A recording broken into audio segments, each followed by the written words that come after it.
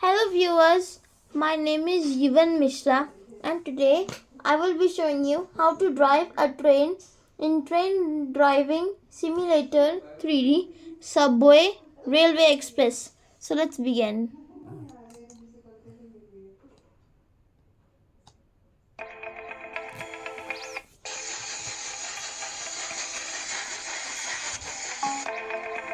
You can pick any kind of scene from this image.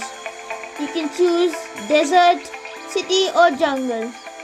You can even pick an engine and even a coach. Let's make a freight train. Next. Now as you can see these instructions, look in the given image. This is the horn, the brake, signals, speed, life, pause, fuel gauge, camera switch, accelerator, and this is reverse. So let's begin. Let's blow the horn. See that the stack is blowing its horn. So let's move. It even runs out of fuel. Now whenever you see a fuel station, stop the train.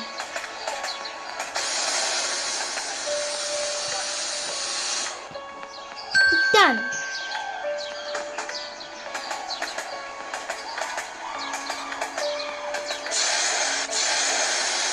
Okay, this is our last stop.